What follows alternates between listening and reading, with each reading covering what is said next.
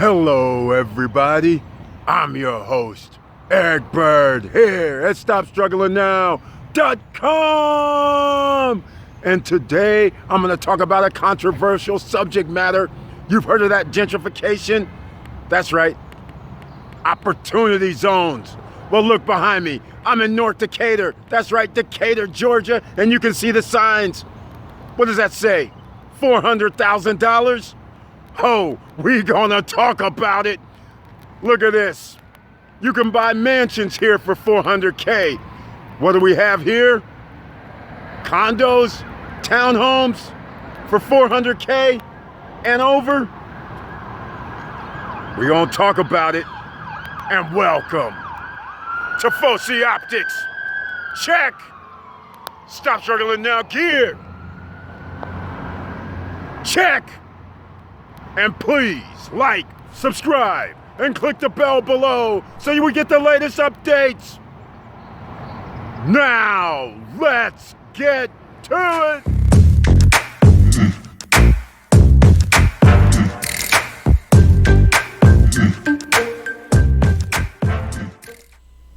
All right, welcome back. And today we're going to be talking about opportunity zone, gentrification. Everybody thinks it's something different and they think this is something new. Well, let's get real about this, ladies and gentlemen. It's all about when you're an investor, what are you looking for? You're looking for cheap properties that you can flip and make a profit from. But before we get into that, you can see we're on the YouTube channel page.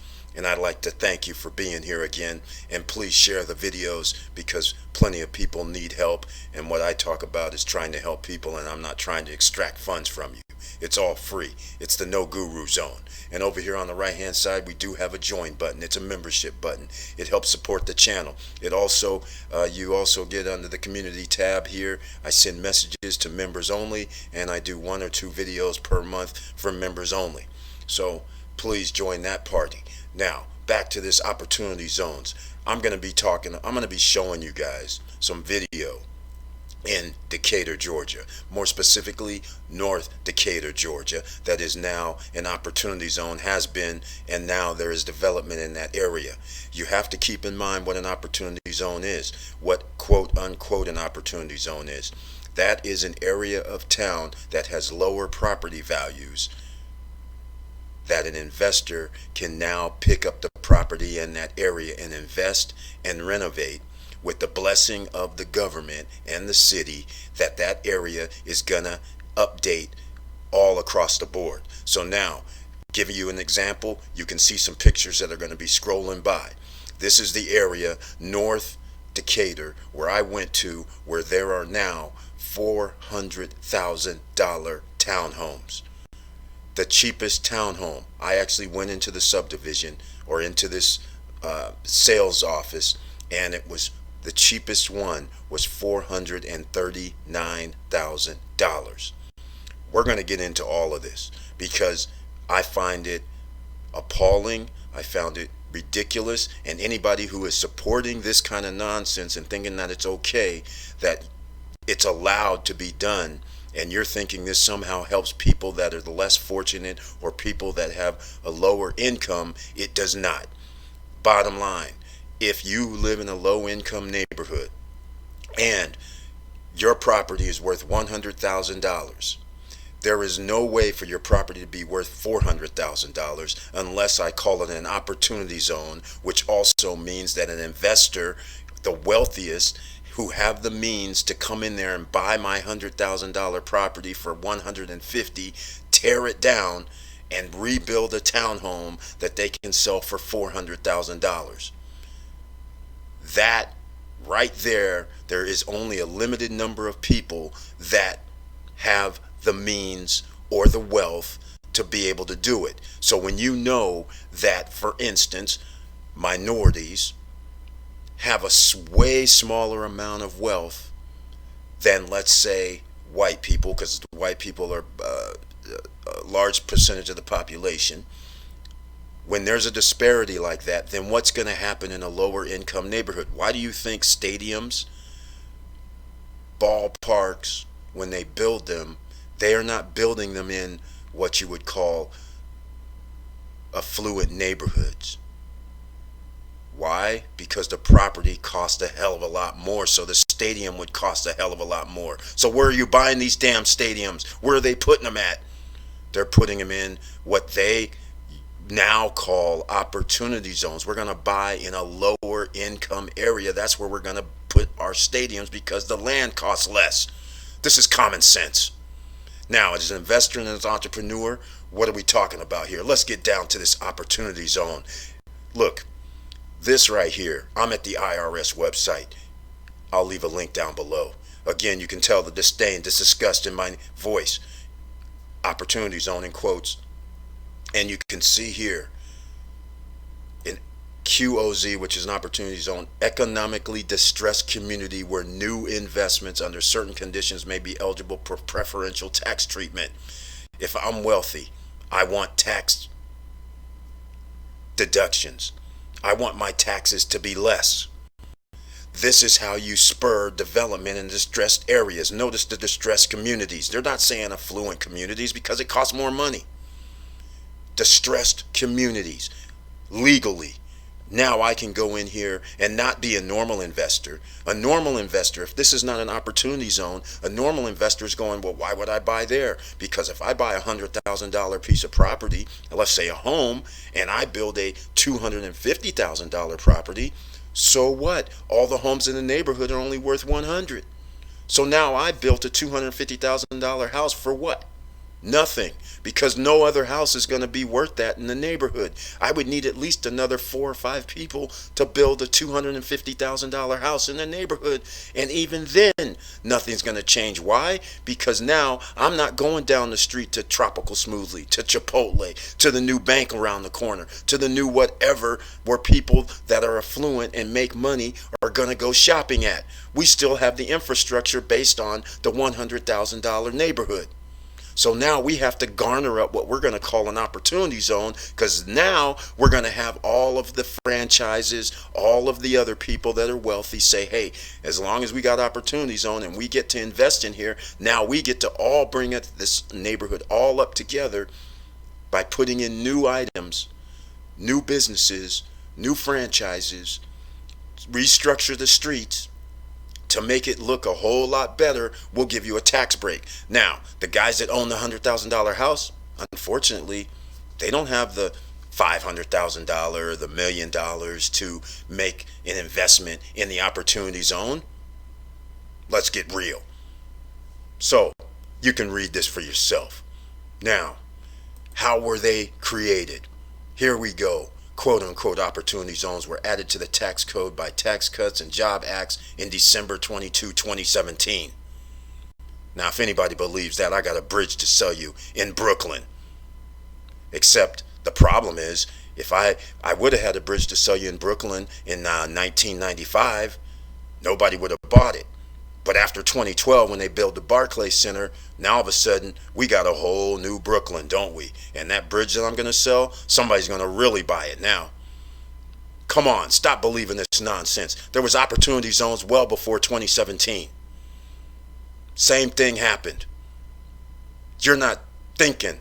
If you're thinking that it just all of a sudden popped up and somebody out the goodness of their heart created an opportunity zone, you got to think again. This is all a transfer of wealth, a transfer of wealth and power. That's all this is. And if you think otherwise, watch the video, because we're going to keep talking about it.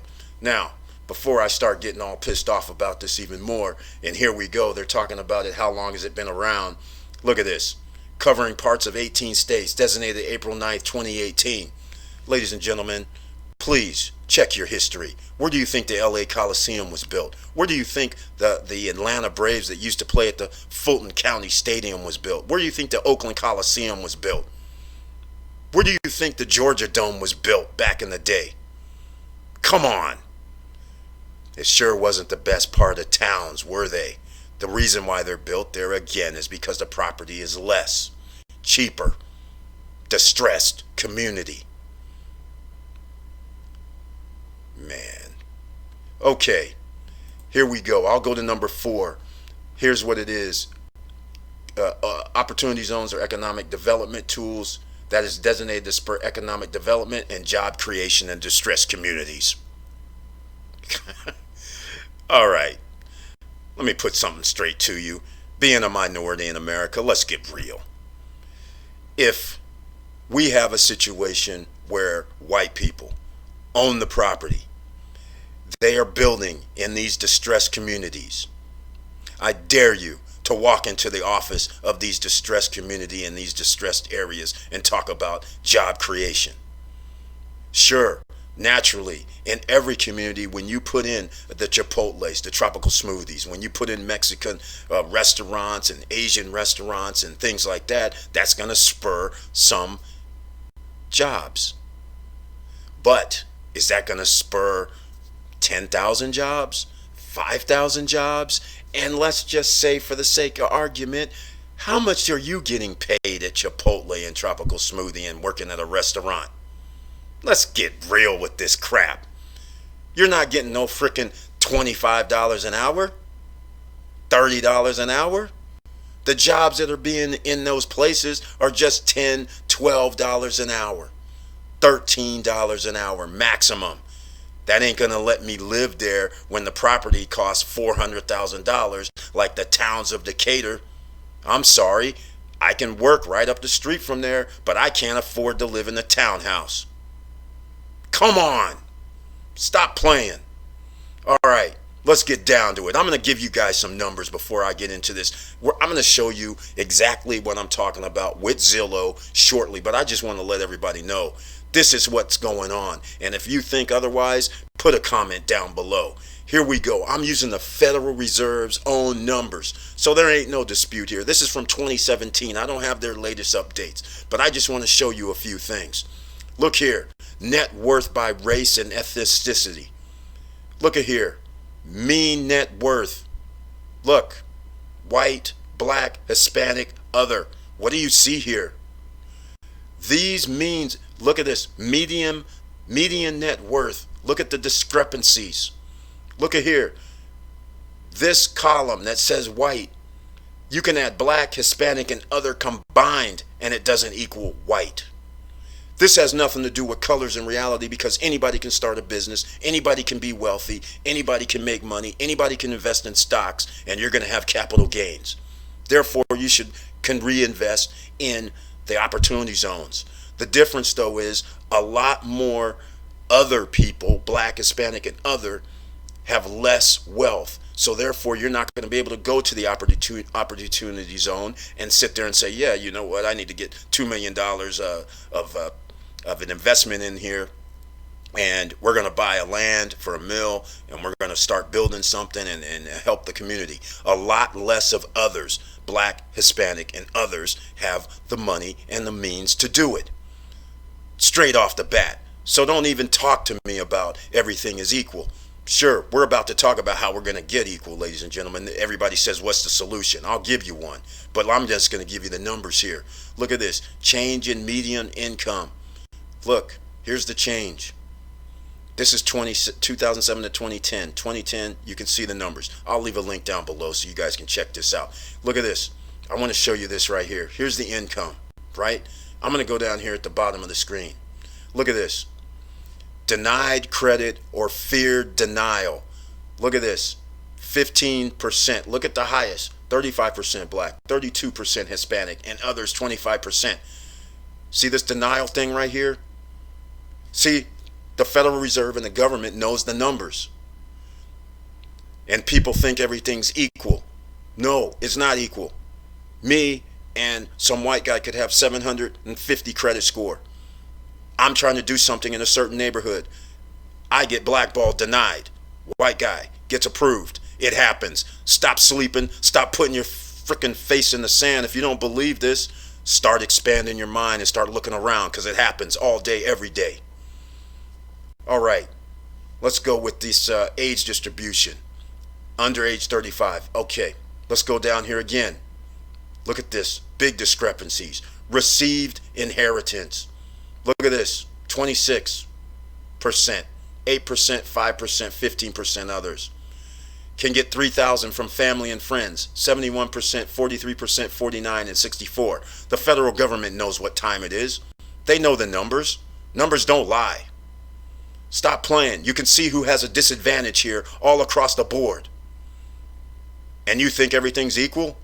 Hell no. That's why we're doing this StopStrugglingNow.com, because I'm showing everybody how you can come up. It's not just everybody's in the same boat. Sure, out of 87%, there's 13% not. Perfect examples here. All right, that's it, ladies and gentlemen. Let's get down to the towns of Decatur. I know this is going to be short, sweet, long, but here's the video. You guys, I'm going to do insert right here where I'm actually walking in front of the towns at North Decatur, and then we'll come back to this Zillow so I can show you what I'm talking about here. But you guys got to see this.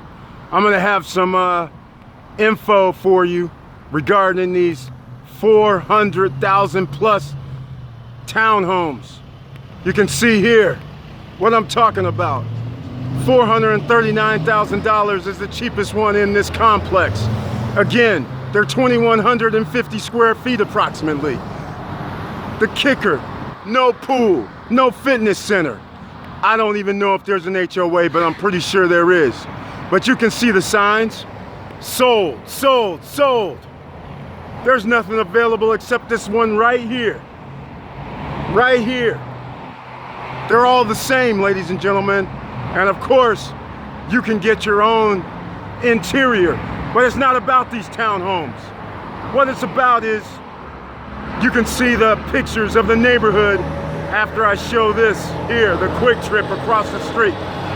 And look at the 50, 60-year-old homes across the street. They're loving this. Their property values are gonna go up because 400,000 plus 450 for a townhome. Now, how much do you think a 2,100 square foot house would cost you? It should be more. We're gonna go find out right now on the screen with Zillow and check out this area and what they're calling North Decatur. All right, we're back here at Zillow now.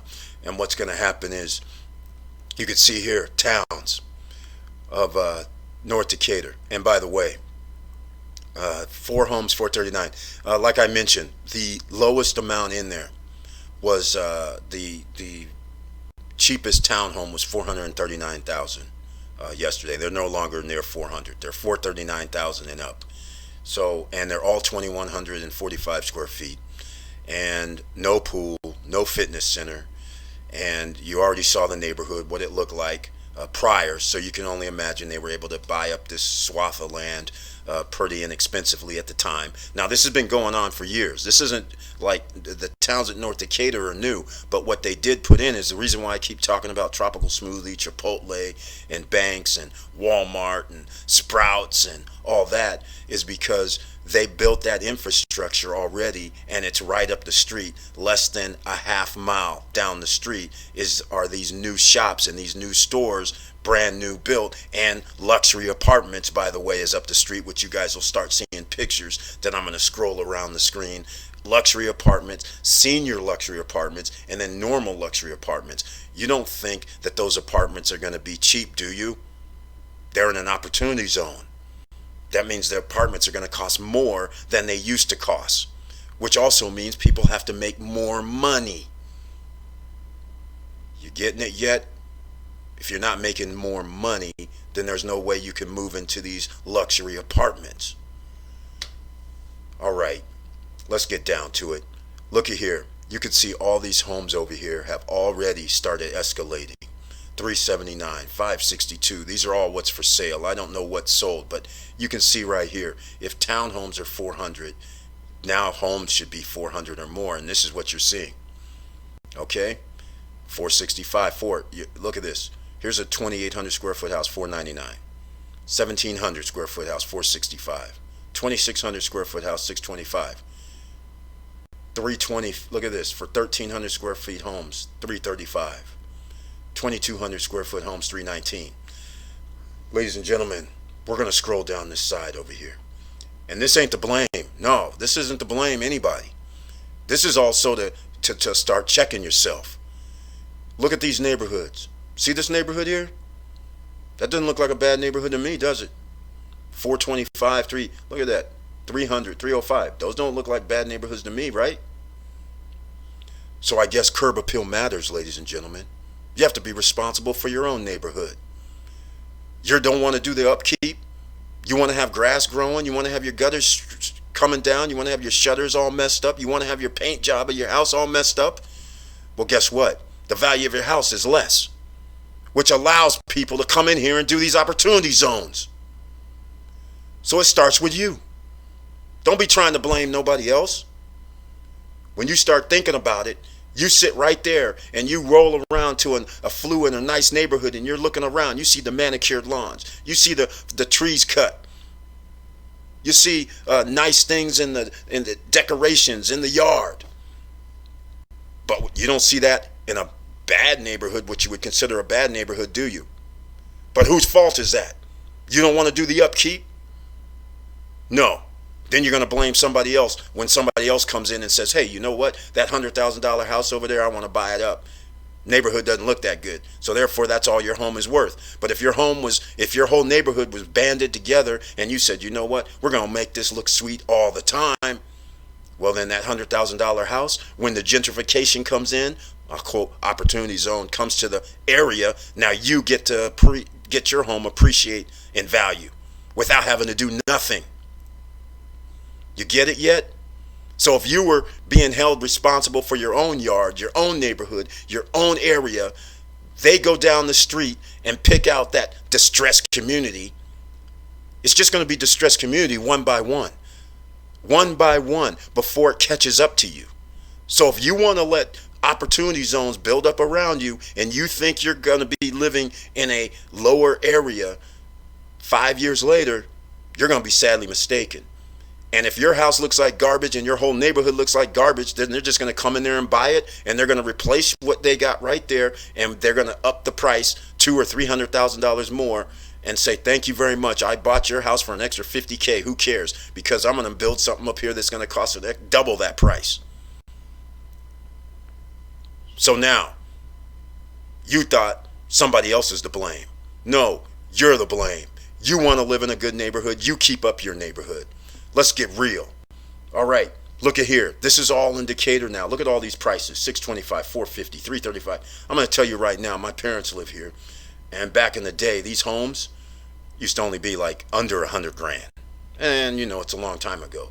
But let's just put it this way. Even 20 years ago or even 10 years ago, they were $150,000. Now look, you can't live in that neighborhood anymore unless now you got to be making $100,000. Come on.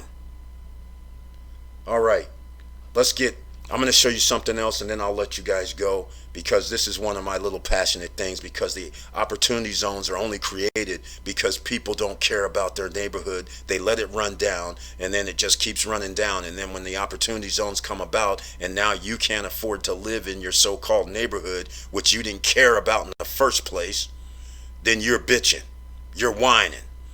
You ain't got nothing to bitch and whine about unless you're the one sitting there telling everybody, hey man, let's keep up our property. Let's make it look right. Let's make it look good. I don't want to hear nobody going, well, I didn't have to do that down in the country in Texas. I got my own shit. Come on. Stop playing. All right.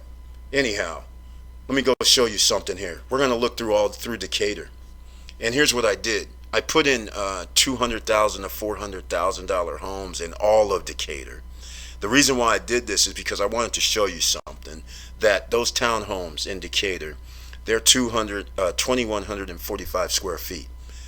And so I'm trying to figure out why you would buy a $400,000 or a $439,000 townhome, which has 2,145 square feet, instead of rolling around and seeing homes for a lot less in the area, which are actual homes, and you have no HOA, no nothing, and they're bigger. Here we go. Decatur, 3,200 square feet, 245. Decatur, 3,000 square feet, 396. Decatur, I'll just scroll through here, 2,600 square feet, 215. Look at this. All these are bigger for half price, $230,000 for 25. You have a lawn, you have a large home, and they're selling those. The beauty of the opportunity zone for everybody else is sooner or later, that makes your property value go up even higher as well. But if your area looks like a distressed community, it's more than likely that you're going to end up being an opportunity zone. So if you are able to maintain your property up to the opportunity zone levels, then you get to join in the appreciation of the property. The value of the property increasing, you get to enjoy. But you don't get to enjoy it if you're not willing to keep your neighborhood up. Because then somebody's going to come in and just buy it up for well more than what it's worth. Because to them, it's a tax break. It's a write-off. You have to understand there's two different forces at work here. So this is why you need to keep up your property, and then therefore when the opportunity zone occurs around you, you win. Think of San Francisco, think of New York, think of Miami, think of all these big cities, Dallas, Fort Worth, Austin, Texas, for instance. Think about all this. When you could have just bought property, and soon as people start moving in, soon as there's an opportunity, soon as values start going up, what happens? You get building, you get infrastructure, you get streets rebuilt. But I'm just showing you right here on the screen that you don't have to spend $400,000 in that townhome subdivision to reap the rewards, because as long as you keep your neighborhood up, you will get something. Now, you might be saying to me, Eric, okay, that's fine and dandy. I'll buy a house right now in another section of Decatur, which is what you should do if you plan on living in Atlanta. You should buy something near an opportunity zone, because therefore you are going to get appreciation simply from the fact that you have the wealthy people building up new infrastructure and new things like that, and you're able to get the value. Your home value is going to increase, which also means all your neighbors and everybody needs to make sure that they keep their neighborhood looking sweet. All right. Now, you might be saying, Herrick, how are we going to make some money? That's one way you're going to make some money at this, because this is Stop Struggling Now. You need to buy in the areas. Now, there's other areas in Atlanta that's also under opportunity zones. And if you don't like Decatur, then pick another area. But I'm trying to explain to you, you need to pick something near the opportunity zone that allows you. So here, I don't know where the opportunity zone really is on this map, because I already put this down. So I don't know. It's Greater Medlock, Clyde. Let's see if we can find something up here. You could see a 4-bedroom, 2-bath. I think this is in North Decatur, so this must be near this opportunity zone. You can see right here, somebody's building a 3,100 square foot house, foreclosure already. $375 for 2012 square feet, even smaller home. But $399, 2,800 square feet. See, this is what we're talking about. This would be ideal if you can afford it, but then again, if you can afford this, then you can afford to live anywhere, because there's other properties in the ATL that is just like that. All right, so I kind of went off topic on that. But anyhow, ladies and gentlemen, I just wanted to explain to you how this opportunity zone may or may not be good for you. It depends on if you're an investor. It depends on if you're an entrepreneur. Then if you're an entrepreneur and investor, then you should be looking for properties around the opportunity zone, because the more they expand, that means you got in early and the property's going to go up. This is like California in 1980 all over again, when there was garbage properties all over the place, and all of a sudden property values started rising slowly but surely, and the next thing you know, people are building up these new neighborhoods in old areas. Next thing you know, the old area now, people are buying those because you can buy the property, tear it down and rebuild, and it would still cost less than the new homes they're building.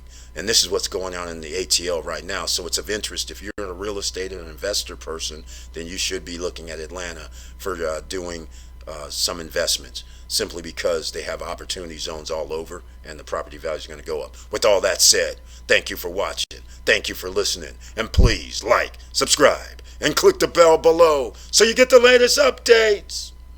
And I know it's hard out here. That's why we're always talking about investing. That's why we're always talking about getting your extra streams of income. That's why we're always talking about boosting your credit score. Because once you have your credit right, once you have economic freedom where money's coming in and you make enough money, then you can make moves just like the big boys. You don't have to have millions of dollars. You don't have to have any company or corporation. You as an individual can go buy a house near the opportunity zone and enjoy the benefits of the appreciation.